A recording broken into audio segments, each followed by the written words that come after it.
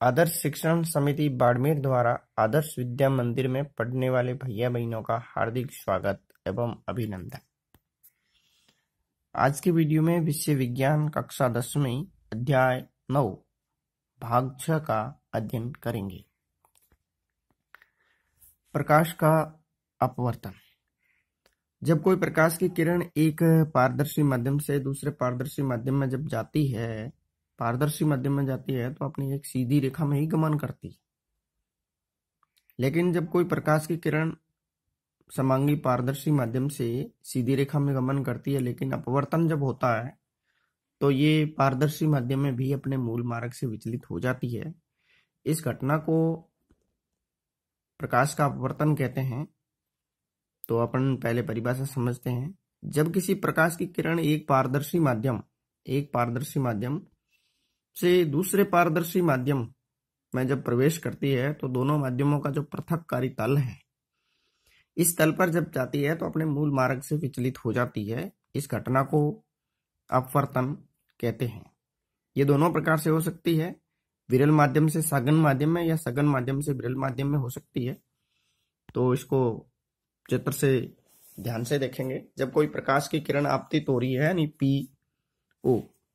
यानी पी बिंदु से कोई प्रकाश की किरण आपतित होकर ये पृथककारी तल है ए और बी पृथककारी तल है, यानी ऊपर वायु है, माध्यम विरल माध्यम है और कांच सघन माध्यम है। इस माध्यम में जब प्रकाश की किरण प्रवेश करती है तो अपने मूल मार्ग से ये विचलित हो जाती है। ये विचलन होने की घटना जो होती है ये अपवर्तन कहते हैं। वही प्रकाश की किरण जब सी और डी पर जब आपतित होती है तो अपने मूल मार्ग से फिर विचलित हो जाती है। ये घटना जो है ये प्रकाश के अपवर्तन के कारण होता है। तो इसको चित्र से समझेंगे। ये जो लाइन खींच रहा हूं मैं, इससे ऊपर वायु माध्यम है, वायु है एयर, और नीचे वाटर माध्यम है। जब कोई प्रकाश की किरण वायु से चलकर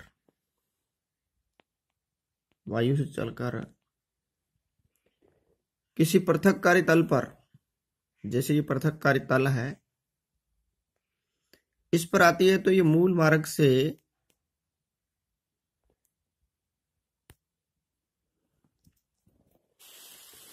विचलन नहीं होता तो सीधी रेखा में गमन करती।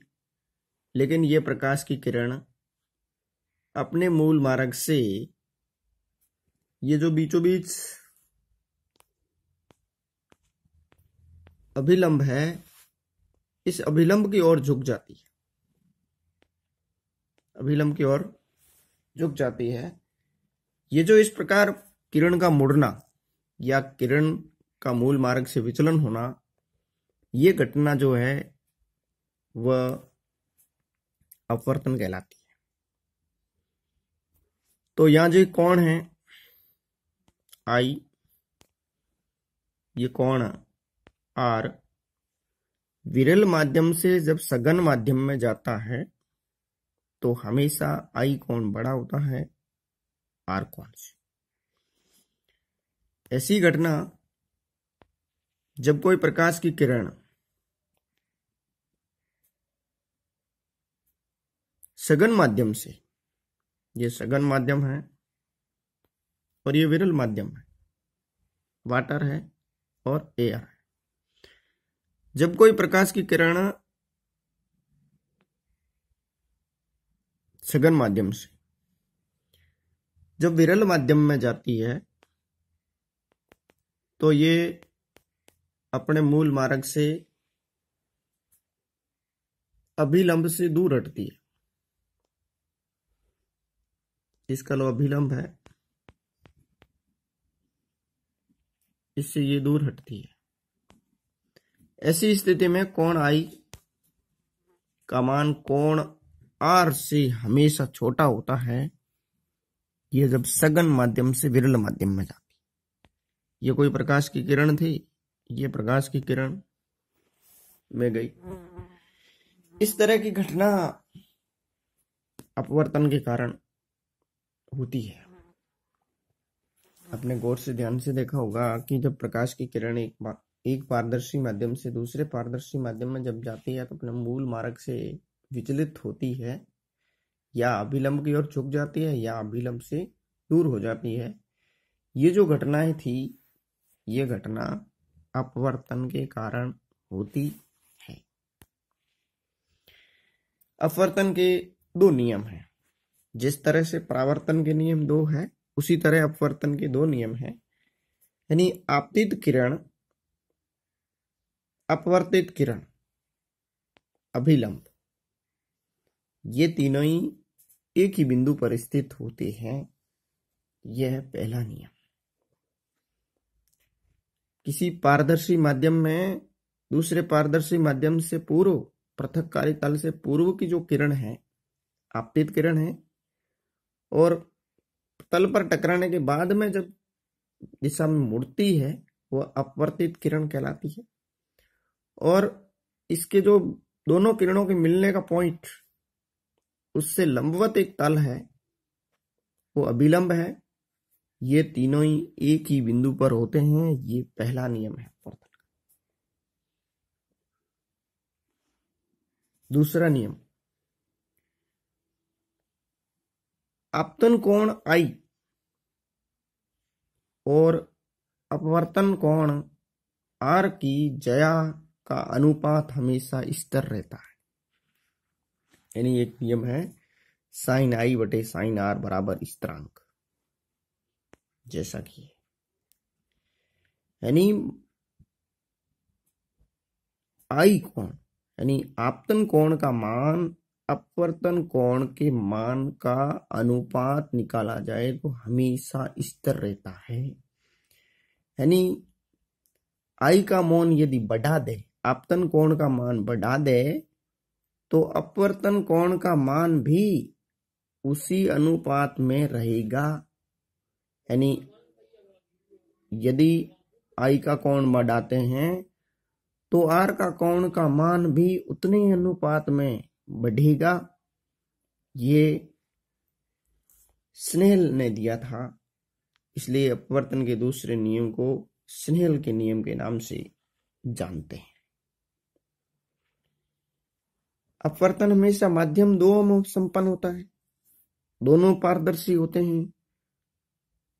जब किसी एक पारदर्शी माध्यम से दूसरे पारदर्शी में जब प्रकाश की किरण जाती है तो अपने मूल मार्ग से जो विचलन होता है, उस घटना को अपवर्तन कहते हैं।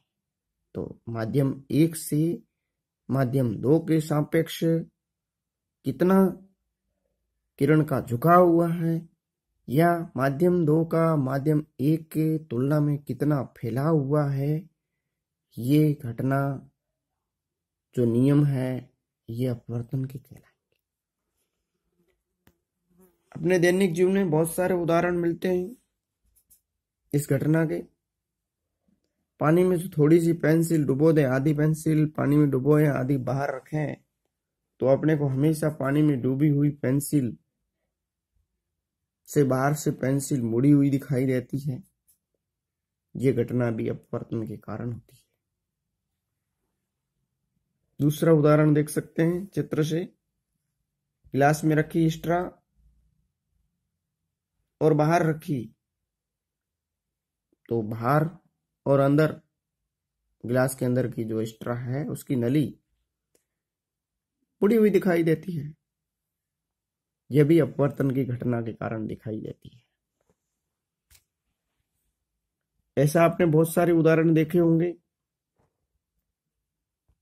जब पारदर्शी कांच के पेपर के नीचे, पेपरवेट के नीचे किसी पृष्ठ दिखाई देता है, तो हमेशा ऊपर दिखाई देता है। यानी अक्सर जैसे लिखे हुए हैं कि जो ऊपर दिखते हैं, जिस तरह से टेबल पर कांच लगा हुआ, कांच के नीचे कोई कागज रखा हुआ है, तो उसके कागज के अक्सर ऊपर उठे हुए दिखाई देते हैं।